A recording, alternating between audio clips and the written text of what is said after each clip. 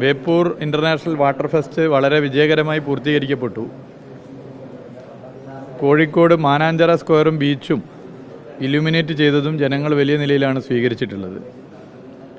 ഇതിൻ്റെ ഭാഗമായി മാനാഞ്ചിറ സ്ക്വയറിനെ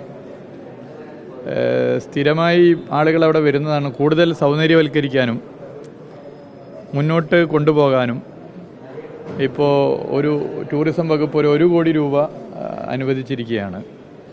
അതിൻ്റെ വിവിധ വർക്കുകൾ നടത്തുക. ആദ്യഘട്ടം എന്നുള്ള നിലയിലാണ്. സെക്കൻഡ് ഫേസും നടത്താനാണ് ഉദ്ദേശിക്കുന്നത്.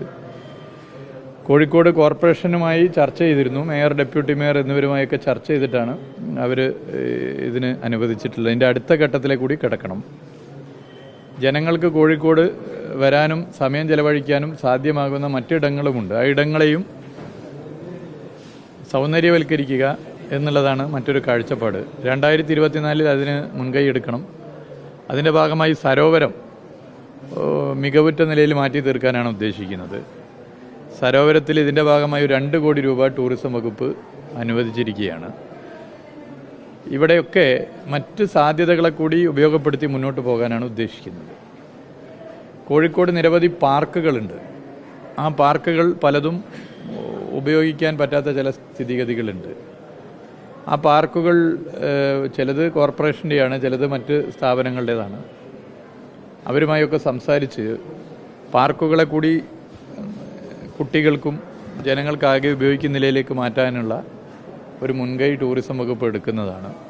അതിൻ്റെ ചില ചർച്ചകൾ കൂടി ഇപ്പോൾ നടത്തുന്നുണ്ട്.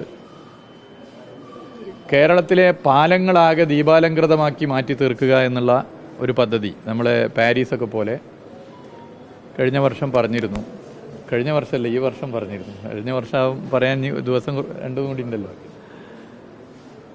അപ്പോൾ അത് വെറും വർത്തമാനമാണോ എന്ന് ചിലർ ചോദിച്ചിരുന്നു. അത് വെറും വർത്തമാനമല്ല. അതിൻ്റെ തുടക്കം കോഴിക്കോട്ട് നിന്നാണ്.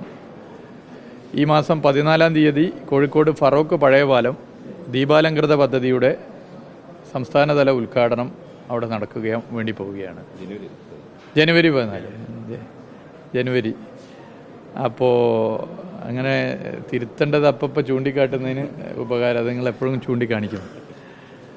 അതിൻ്റെ തൊട്ടടുത്തുള്ള പാർക്കുണ്ട്. അത് കോർപ്പറേഷൻ്റെ പാർക്കാണ്. അത് കുറച്ചാകെ പ്രയാസപ്പെട്ട് കിടന്നിരുന്ന പാർക്കാണ്. ആ പാർക്ക് ഒന്ന് സൗന്ദര്യവൽക്കരിച്ച് ആ പാർക്കിൽ ചെറിയൊരു സ്റ്റേജും ചെറിയ കലാപരിപാടികൾ അവതരിപ്പിക്കാനും കുട്ടികൾക്ക് അവിടെ കളിക്കാനൊക്കെയുള്ള സൗകര്യം, സെൽഫി പോയിൻ്റ് ഒക്കെ ഒരുക്കി വിവിധ ഭാഗങ്ങളിൽ നിന്ന് ആളുകൾ വരും. നടപ്പാതയൊക്കെ ഒരുക്കി എല്ലാ സൗകര്യവും ചെയ്തു കൊടുക്കുന്ന പദ്ധതി ജനുവരി 14-നാണ്.